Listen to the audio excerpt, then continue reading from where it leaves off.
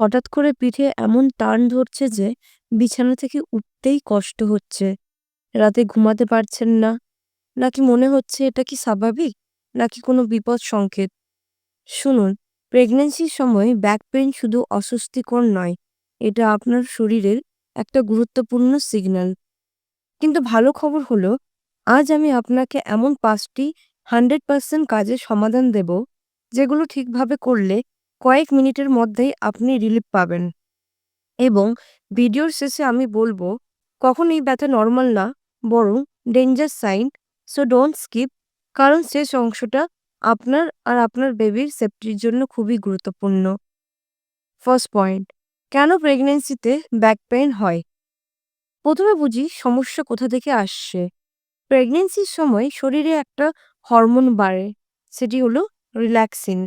এই হরমোন আপনার পেলভিক জয়েন্টগুলোকে ঢিলা করে দেয়, যাতে ডেলিভারির সময় সুবিধা হয়।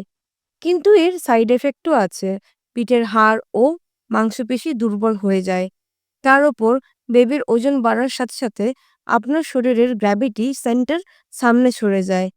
ফলাফল, লোয়ার ব্যাকে অতিরিক্ত চাপ। কিন্তু দুশ্চিন্তা করবেন না, এখন আমরা যাব প্রথম ইনস্ট্যান্ট রিলিফ টিপসে। সেকেন্ড পয়েন্ট, সঠিক ভঙ্গি। সবচেয়ে সহজ কিন্তু সবচেয়ে অবহেলিত সমাধান হলো আপনার বসা এবং দাঁড়ানোর ভঙ্গি।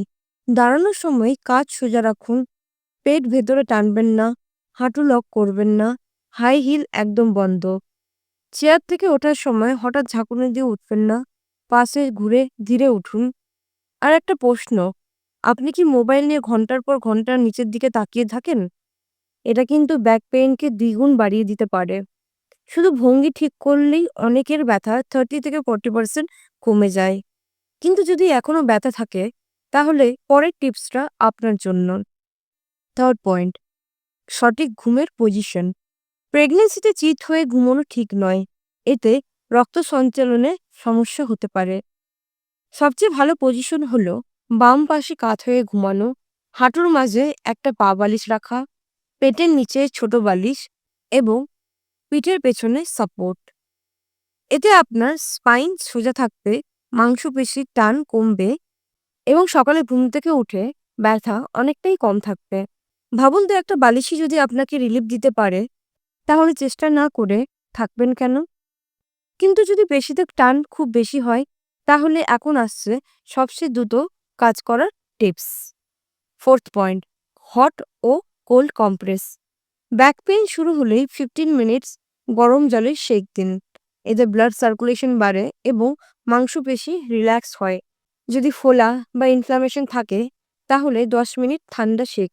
কিন্তু মনে রাখবেন, পেটের ওপর কখনো গরম সেঁক দেবেন না। অনেকেই ভুল করে ব্যথার ওষুধ খেয়ে ফেলেন, কিন্তু প্রেগনেন্সিতে সব ওষুধ নিরাপদ নয়। তাই আগে ন্যাচারাল পদ্ধতি ট্রাই করুন। আর এখন যে টিপসটা বলবো, এটা নিয়মিত করলে শুধু ব্যথা কমবে না, ডেলিভারিও সহজ হবে। Fifth point, pregnancy safe exercise. হালকা এক্সারসাইজ হলো ব্যাক পেইনের সেরা লং টার্ম সমাধান। Cat cow stretch, pelvic tilt, প্রিনাটাল yoga এবং হালকা ওয়াক দিনে 15 থেকে 20 মিনিট করলেই যথেষ্ট। এতে আপনার কোর মাসল শক্ত হবে, পেলভিস স্টেবল হবে এবং ডেলিভারির সময়ও কষ্ট কম হবে। কিন্তু সমাধান, হাই রিস্ক প্রেগন্যান্সি হলে আগে ডাক্তারের পরামর্শ নিন। এখন প্রশ্ন হলো, সব ব্যাক পেইনই কি নর্মাল, নাকি কখনো এটা বিপদের ইঙ্গিত? কখন ডাক্তার দেখাবেন? যদি ব্যথার সাথে জ্বর, প্রস্রাবে জ্বালা, পা অবশ হয়ে যাওয়া, তীব্র ক্র্যাম্প এবং রক্তপাত হওয়া, এইসব সাইন থাকলে পরে দেরি করবেন না। এগুলো হতে পারে কিডনি ইনফেকশন বা প্রিটার্ম লেবারের লক্ষণ। এই জায়গায় অবহেলা মানে আপনার আর আপনার বেবির ঝুঁকি। মনে রাখবেন, মা হওয়া সহজ নয়, কিন্তু কষ্ট পেয়ে চুপ করে থাকাও সমাধান নয়।